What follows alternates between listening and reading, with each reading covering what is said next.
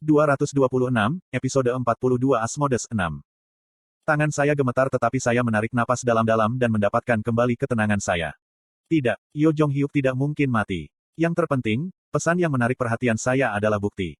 Kamu sedang menunggu skenario utama berikutnya.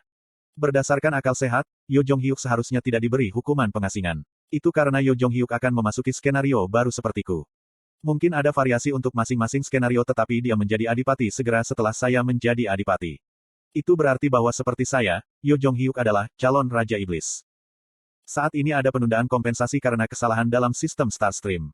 Namun, ada satu pesan ini. Sangat jarang mendapatkan cerita atau prestasi melalui peniruan di Starstream. Kali ini, Yo Jong-hyuk dan aku saling menyamar dan membuat prestasi dalam nama masing-masing.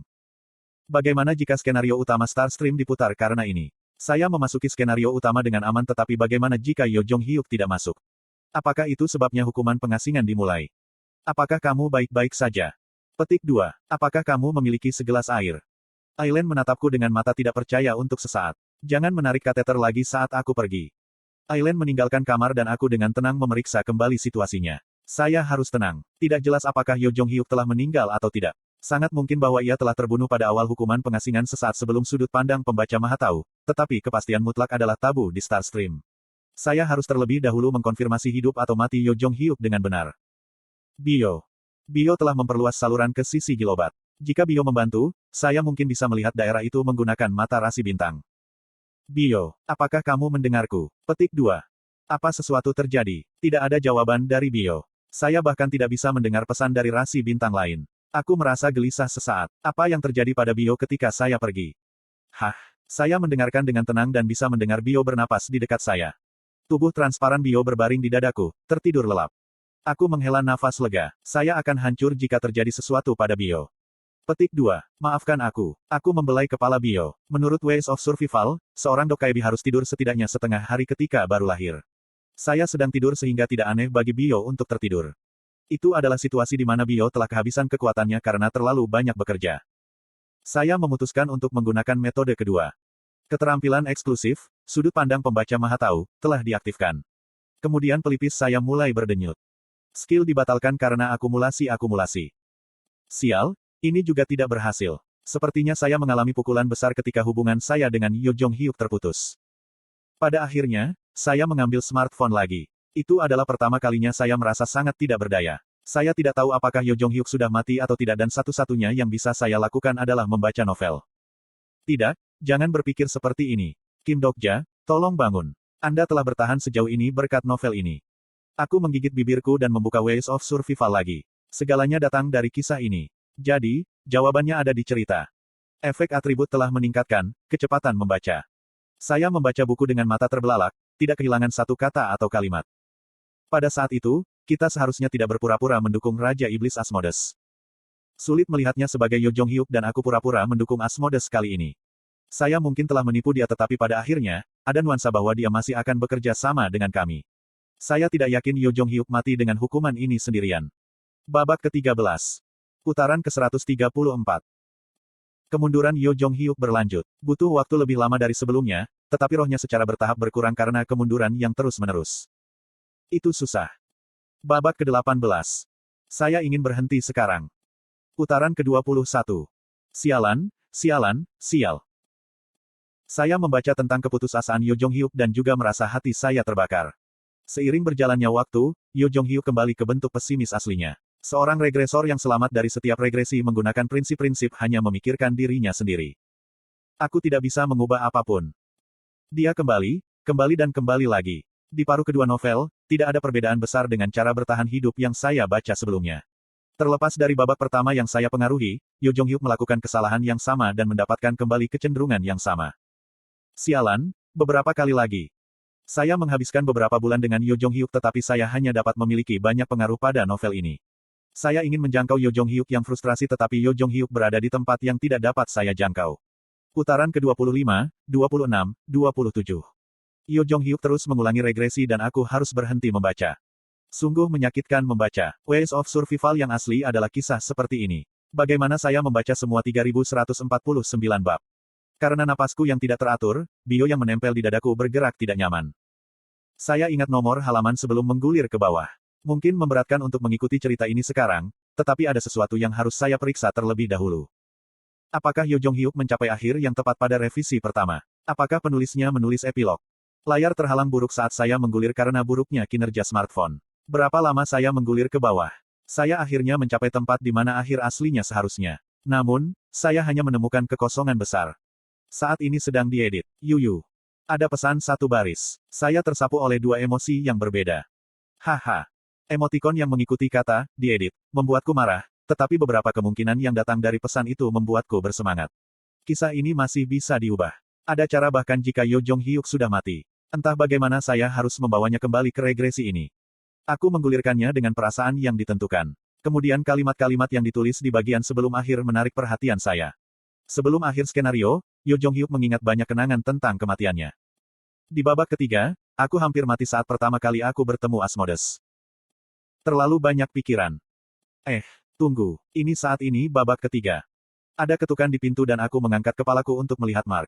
Dia melihat bahwa saya bangun dan melambai. Revolusioner, kamu bangun. Itu beruntung. Petik 2. Apa yang sedang terjadi? Tidak ada. Saya hanya ingin memberitahu Anda bahwa seseorang datang untuk menemui Anda. Petik 2. Saya sibuk dan ingin mengatakan kepadanya untuk kembali lagi nanti ketika Mark melanjutkan berbicara. Pemilik kompleks industri mencarimu. Hah? Pemilik kompleks industri telah mengunjungi Anda. Apa yang dia maksud? Bukankah saya pemilik kompleks industri? Minggir. Saat berikutnya, seseorang mendorong melewati Mark dan memasuki ruangan. Itu adalah kehadiran yang mengubah suasana hanya dengan berdiri di sana. Aku menatap kosong pada pria dengan mulut terbuka lebar. Yo Jong-hyuk, yang saya pikir sudah mati, berdiri di depan saya.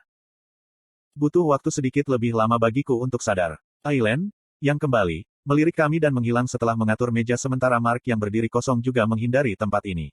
Begitu lingkungan menjadi sunyi, aku membuka mulut lebih dulu. Kapan kamu datang ke sini? 2 hari yang lalu. Saya malu pada diri sendiri karena panik dalam 10 menit terakhir. Pria yang saya khawatirkan sedang berjalan di sekitar kompleks industri yang sama sementara saya memiliki semua jenis delusi tentang kematiannya. Petik 2. Bagaimana kamu bisa bertahan? Itu adalah situasi di mana kamu tidak bisa bertahan hidup. Petik 2. Saya menerima sedikit bantuan. Dari siapa? Apakah itu sponsor Anda? Petik 2. Orang itu tidak pernah membantuku sekalipun. Saya meminta bantuannya tetapi saya tidak berpikir dia benar-benar akan membantu. Dari awal hingga akhir Ways of Survival, yang ia lakukan hanyalah membuat Yo Jong-hyuk mundur. Luka Yo Jong-hyuk telah sembuh dan dia terlihat cukup sehat. Rasi Bintang membantu saya. Rasi Bintang, siapa?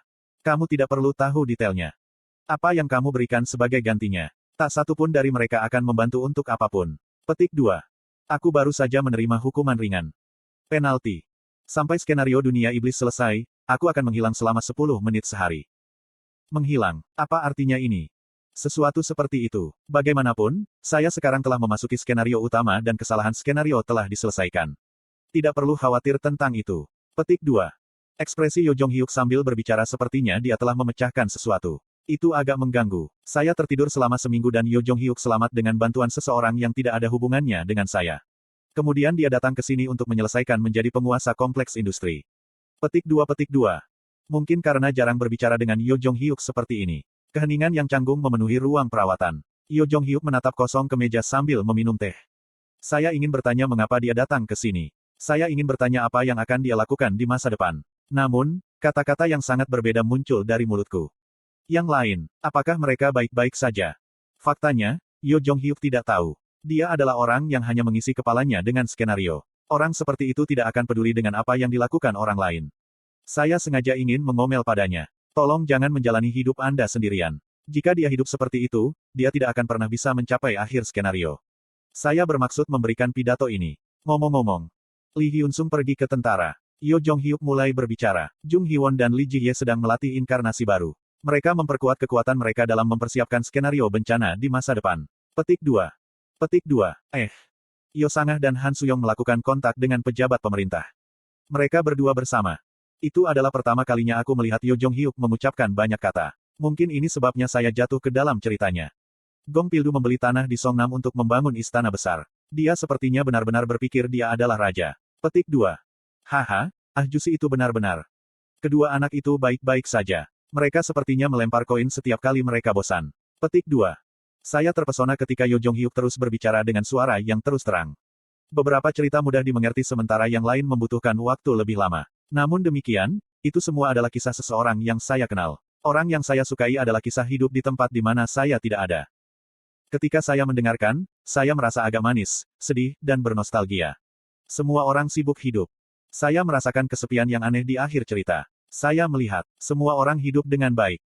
Keterampilan eksklusif, dinding keempat bergetar. Saya menyadari bahwa saya adalah orang luar dari cerita ini. Regresi ke-25 Yo Jong-hyuk berkata, saya tidak bisa mengubah apapun. Tanpa saya, orang-orang masih melanjutkan skenario. Sama seperti Yo Jong-hyuk mengulangi regresi. Putaran keempat, kelima, keenam. Itu mengarah ke cerita yang tak ada habisnya di mana saya bisa dengan mudah dilupakan. Sementara itu, orang akan bergerak menuju akhir. Itu alami. Itu mungkin alami tetapi saya merasa sedih saat mengingatnya. Aku menggigit bibirku dan mencoba mengatakan sesuatu. Saya senang. Kata-kata itu tidak keluar dari mulutku. Lalu aku mendengar suara Yo Jong-hyuk. Selain itu, semua orang menceritakan kisahmu.